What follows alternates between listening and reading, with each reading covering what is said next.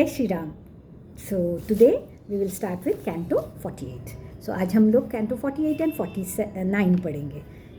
Having stayed overnight at Vishala, an honored guest of Sumati, Sri Ram, accompanied by Vishwamitra and the other sages, heads down towards Mithila, the capital of King Janak. And on reaching on the way a deserted hermitage and inquiring about it, it is told by Vishwamitra how Ahilya, the wife of sage Gautam, whose hermitage it was subjected to a curse by her husband. Having inquired after the sage welfare, Sumati, at the end of the dialogue that ensued in the course of their meeting with another, spoke to the great sage Vishwamitra as follows. May God bless you, these two valiant lads who are equal in prowess to gods, walk with the gait of the elephant and the lion, and look like a tiger and a bull respectively, having eyes large as petal of a lotus, and carrying, as they do, on their person a sword, a quiver, and a bow each, they vie with the Ashwins, the twin-born physicians of gods, celebrated for their physical charm, in their comeliness of form, and stand at the threshold of youth. Nay, they look like two gods descended on earth from the celestial plane of their own will. How and what for have they travelled on foot to this place, and whose sons are they, O sage? I wish to hear in reality as to wherefore the two heroes, the foremost of men, who are replicas of each other in the size of their body, in the outer expression of their feelings, as well as the movements of their body, have got on a track so difficult to tread, gracing this land even as the moon and the sun illuminate the sky, and carrying excellent weapons on their person. Hearing this submission of Sumati, Vishwamitra told him everything as it had actually come about, or as also their sojourn at Siddhashram and the destruction of the ogress during that period. The king was greatly amazed and to hear the narrative of Vishwamitra. Nay, he worshipped with due ceremony the two mighty sons of Dashrath, who deserved all attentions and had called on him as his highly distinguished guests. Having received the warmest hospitality from Sumati, Sri Ram and Lakshman, the two scions of Raghu, spent one night there at his capital and proceeded from there to Mithila the next day. Beholding that beautiful capital of King Janak, all the sages forming the party of Vishwamitra greatly admired Mithila, exclaiming, "Good, excellent!" Seeing then an old and delightful though desolate hermitage in a grove on the outskirts of Mithila, Sri Ram, a scion of Raghu, inquired as follows of Vishwamitra, the foremost of hermits. What can this place possibly be, which though looking like a hermitage, is devoid of hermits? I wish to hear, O venerable sir, whose hermitage it has been in the past. Hearing the aforesaid question asked by Sri Ram, a scion of Raghu, the great sage Vishwamitra, who is exceptionally glorious and skilled in speech, replied as follows. Ah, please listen. I shall tell you in truth, O scion of Raghu, to what great soul this site of a past hermitage belonged, and by whose wrath it was subjected to a curse.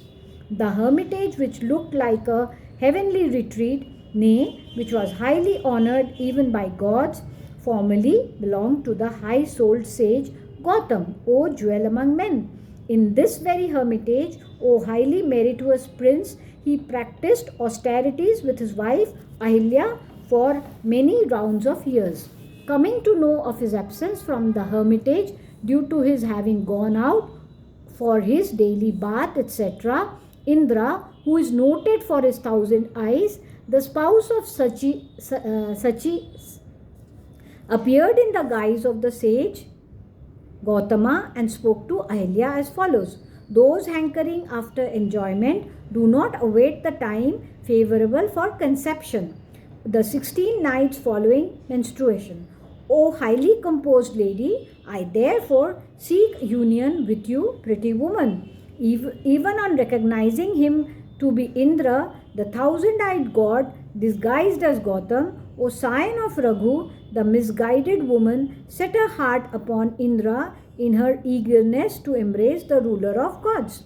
With her inner self gratified through union with Indra, she said to Indra, the foremost of gods, I stand accomplished of my purpose through this meeting with you. O jewel among gods, pray, depart from this place at once, O Lord.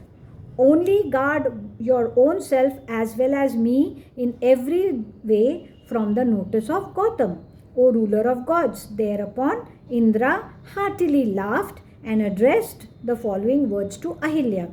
Highly gratified through this meeting with you, O charming lady, I shall, even as I come unobserved by anyone, having thus copulated with her. O Ram, he thereupon issued out of the hut with quick steps, of course, from fear of being detected, apprehensive as he was of meeting Gautama.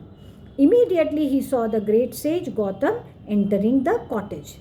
Dismayed to behold there Gautam, the foremost of sages, who was hard to overcome even for gods and demons, equipped as he was with spiritual energy generated by Ashkeshis, drenched with holy water in which he had just bathed, and blazing like fire, carrying firewood for the sacrificial fire and blades of kusha grass in his hands, Indra, the ruler of gods, stood with his face downcast.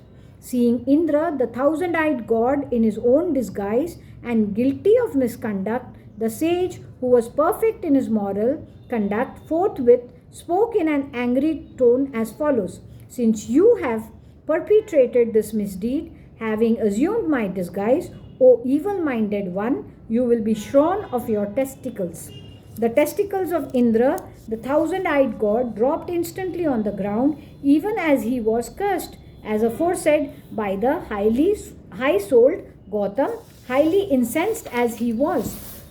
Nay, having imprecated Indra in the foregoing words, he cursed his wife too as follows. You will stay here for many thousands of years without food or drink, living on air alone, and remain lying on the ashes full of remorse.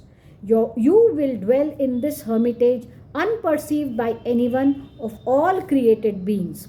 When, however, Sri Ram, the son of Dashrath, who is hard to overcome for anyone, visits this fearful grove, then alone you will be absolved of your sin, completely rid of cupidity and infatuation by virtue of hospitality that you will extend to him in the same invisible form.